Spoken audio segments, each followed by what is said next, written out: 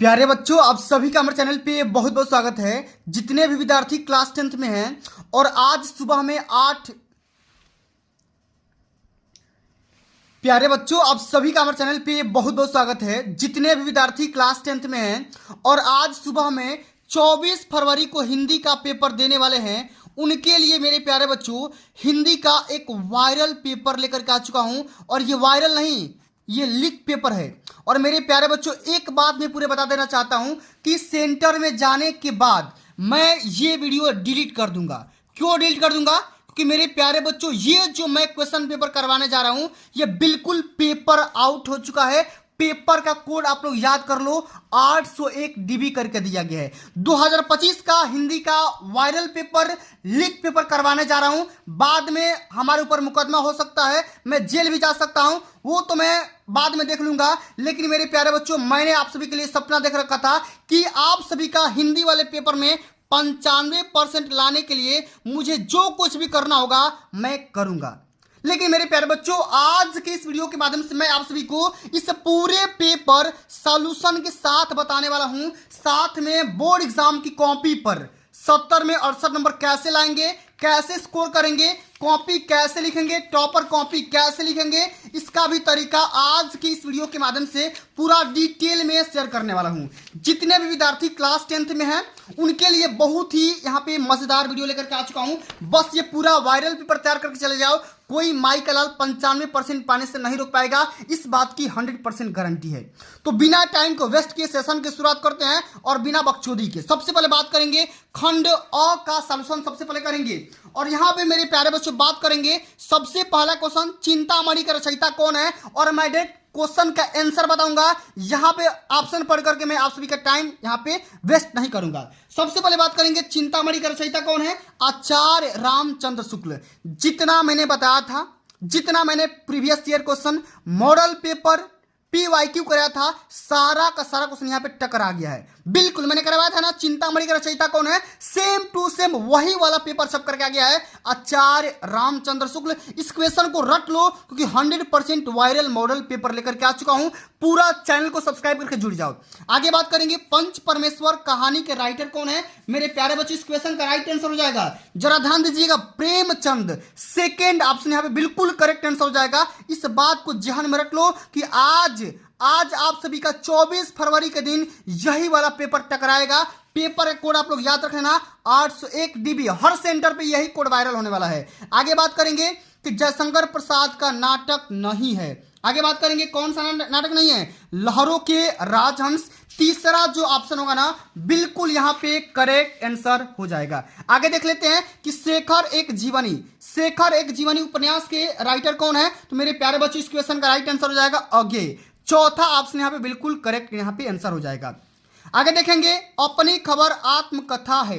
ये अपनी खबर आत्मकथा किसकी है मेरे भाई, पांडे बेचन शर्मा उग्र की। 100% ये वायरल क्वेश्चन है, इसको तैयार करके चले जाओ, अभी रट के चले जाओ। एग्जाम सेंटर में जाने से पहले सारे मॉडल पेपर को, जितना मैं करवा रहा हूं, सारे क्वेश्चन पेपर को तैयार करके चले जाओ। यही क्वेश्चन छप करके आने वाला है। भूषण किस युग के कवि हैं मेरे प्यारे बच्चों, कई बार मैंने बता रखा है, रीति काल के कवि हैं। आगे बात करेंगे ललित ललाम किसकी रचना है, यह है भैया मतीराम की। अगला क्वेश्चन, यशोधरा किसकी रचना है। आगे very very most important question है, यशोधरा किसकी रचना है मेरे भाई, मैथिली शरण गुप्त की। चौथा ऑप्शन यहाँ पे बिल्कुल करेक्ट आंसर हो जाएगा। जो मैंने बताया था सेम टू सेम वही वाला क्वेश्चन पेपर छप करके आ गया।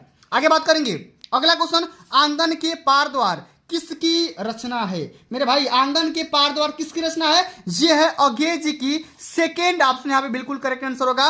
दीपशिखा काव्य संग्रह किसकी रचना है, तो मेरे प्यारे बच्चों यह है महादेवी वर्मा की। पहला ऑप्शन यहां पे बिल्कुल करेक्ट आंसर हो जाएगा। अब की बार 95% पार, ठीक है ना, एक भी नंबर कम नहीं होना चाहिए, एकदम 70 में 70 नंबर इस बार लाना है, हर बच्चा लाएगा।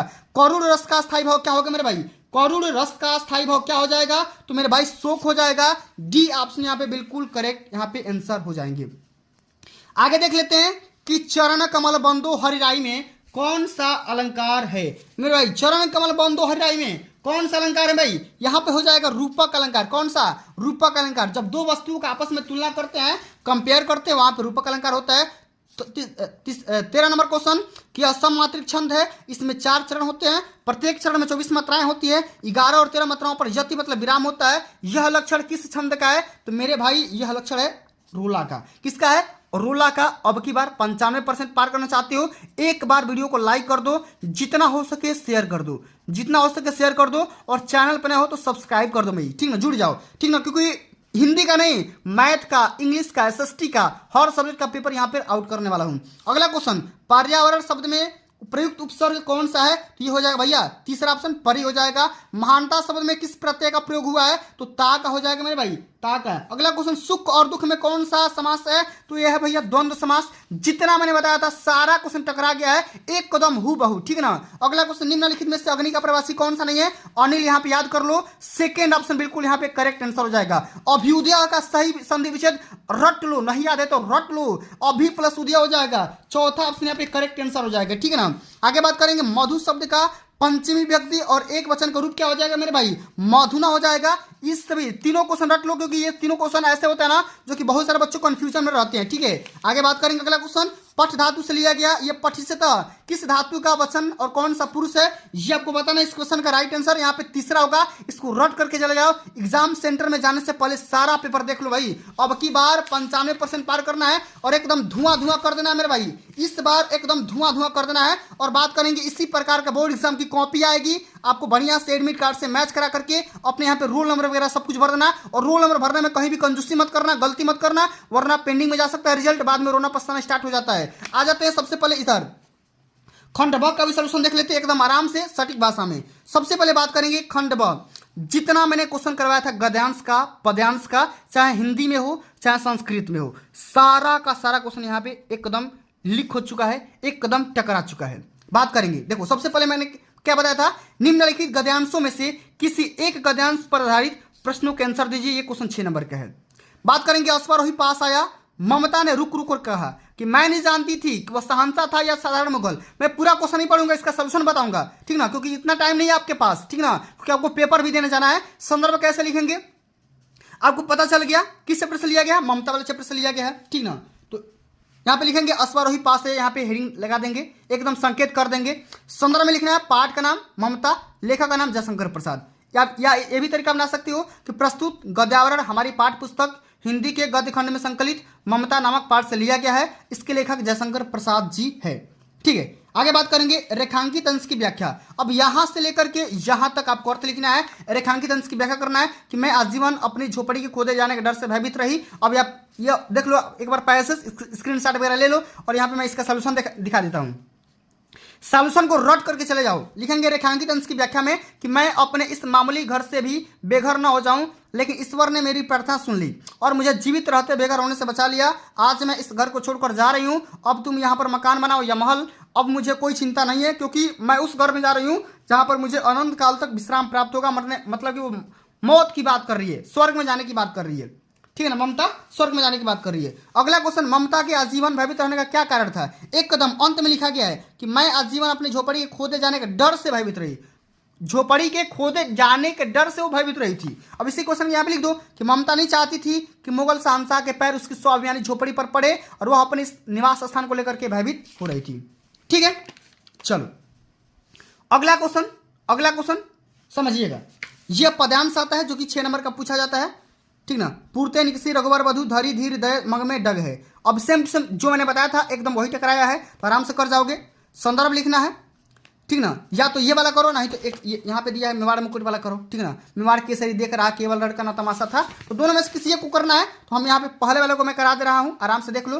पूर्ते निकसी रघुबर वधु डैश डैश चारू चली जल चुए, आराम से इसका संकेत यहाँ पे लिख दो। संदर्भ में क्या लिखेंगे? 2 बातें, पाठ का नाम, कवि का नाम।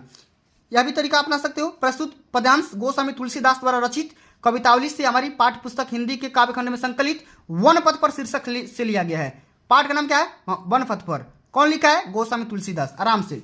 अगला क्वेश्चन क्या है?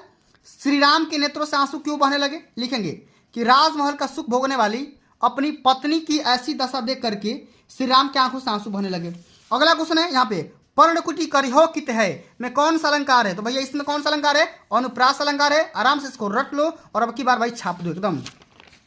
अगला क्वेश्चन, संस्कृत में भी गद्यांश पद्यांश पूछा जाता है, इसका भी देख लेते हैं सॉल्यूशन। संदर्भ सहित हिंदी में अनुवाद करना है। 5 नंबर का पूछा गया है, ऐसा नगरी भारतीय संस्कृति केंद्र संस्कृत भाषा केंद्र असलम अस्ति इत एवं संस्कृत परामर्श केंद्र संस्कृत आलोक सर्वत्र प्रसृत। ठीक है ना।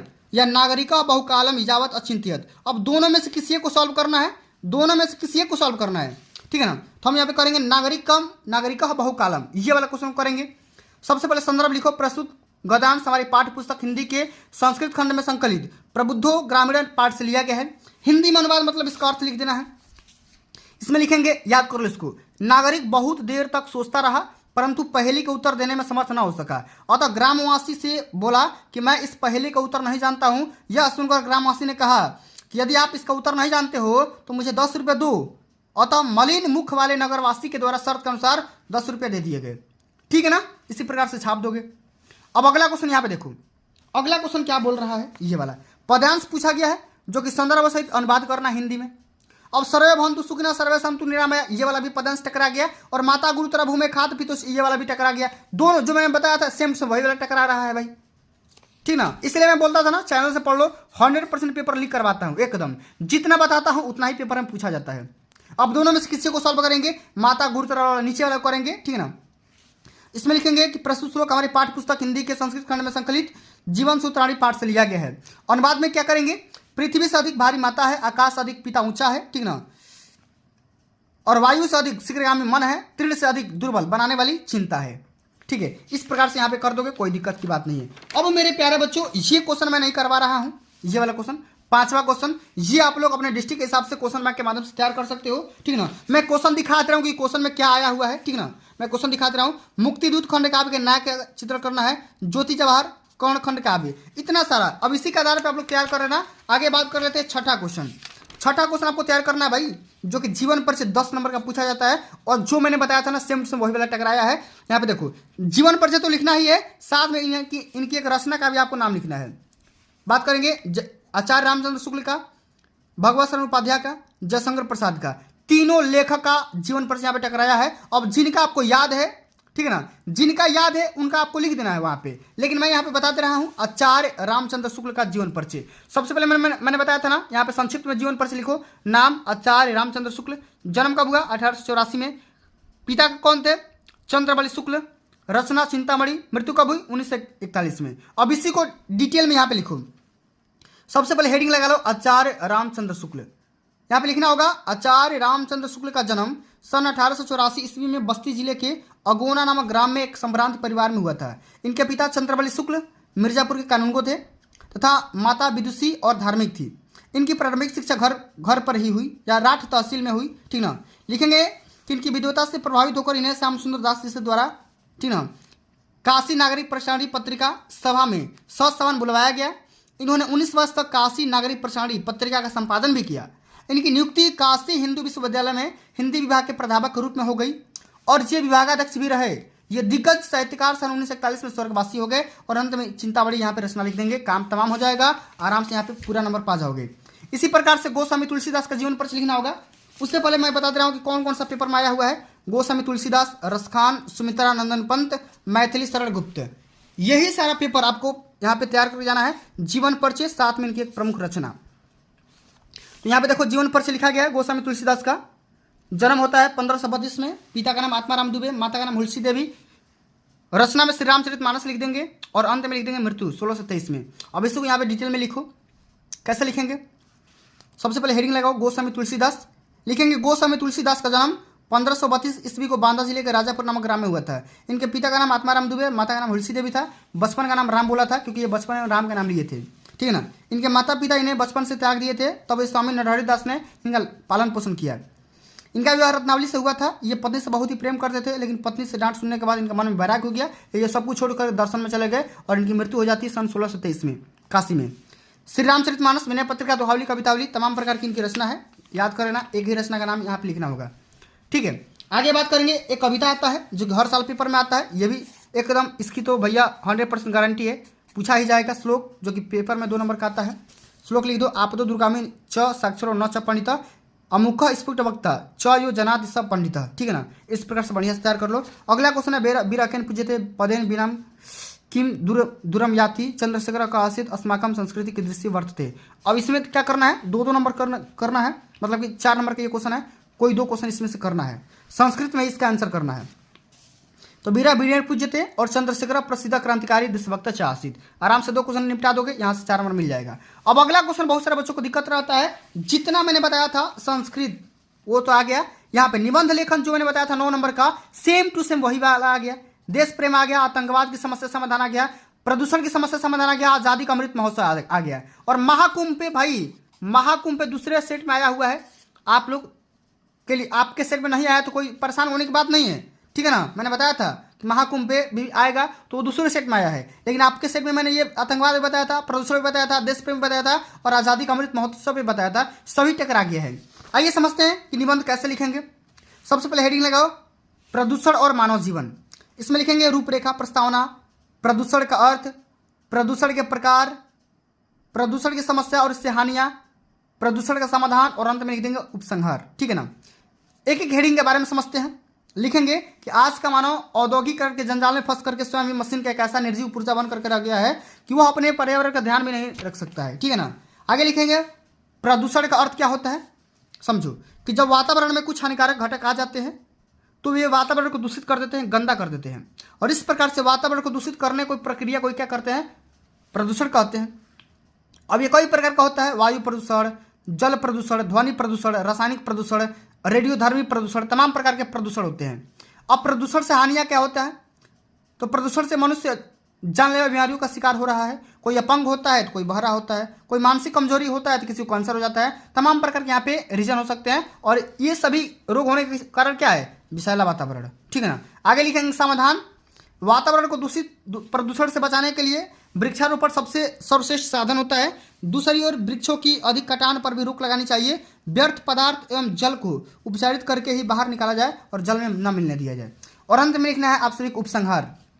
प्रसन्नता की बात यह है कि भारत सरकार प्रदूषण की समस्या के प्रति जागरूक है। उसने 1974 ईस्वी में जल प्रदूषण निवारण अधिनियम लागू किया था। यदि जनता भी प्रदूषण के प्रति जागरूक हो जाए तो हम प्रदूषण के दुष्परिणामों से बच सकेंगे और आने वाली पीढ़ियों को बचा ही पाएंगे, ठीक है ना। तो मेरे प्यारे बच्चों, मैंने सोल्यूशन के साथ में डीबी कोड का मैंने पूरा बढ़िया से सोल्यूशन बता दिया। पूरा बढ़िया से तैयार करके चले जाओ, रट लो, जो क्वेश्चन नहीं आ रहा है एकदम सेंटर में जाने से पहले 2-3 मिनट इसको देख लो, ठीक है ना।